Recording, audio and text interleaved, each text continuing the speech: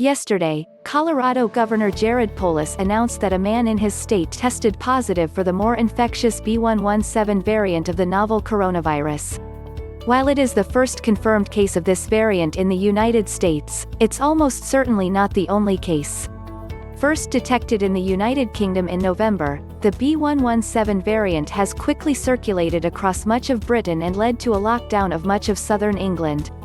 Research suggests the UK variant is 56% more transmissible than the version of the virus already ravaging the United States.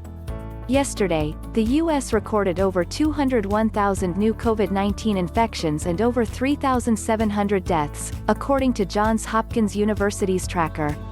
Moreover, the mutation has proven to be an opportunistic traveler. In less than 2 months, the UK variant has globetrotted to at least 17 countries, from Europe to the Middle East to Southeast Asia and Oceania and to North America.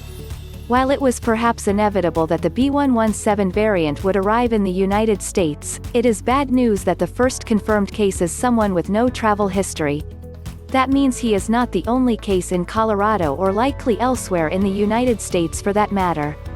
As other countries confirm their first cases of the UK variant, these infections were almost always discovered in people who had recently traveled from the United Kingdom. For example, Israel and Germany were able to confirm that the first cases of the B.1.1.7 mutation were found in passengers who had just flown from England.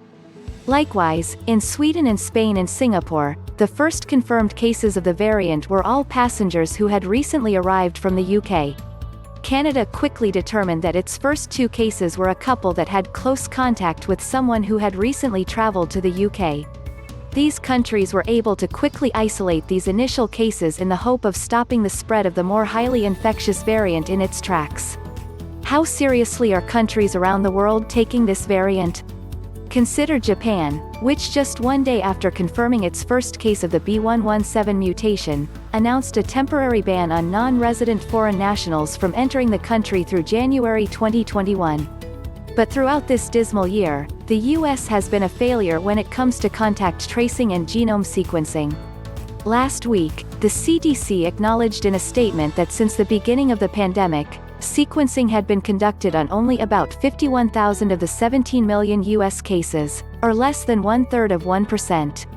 Given the small fraction of US infections that have been sequenced, the variant could already be in the United States without having been detected, said the CDC. A more recent CDC statement indicates that the US is now rapidly ramping up genome sequencing and further characterization of the virus. This system is now being scaled to process 750 samples nationally per week.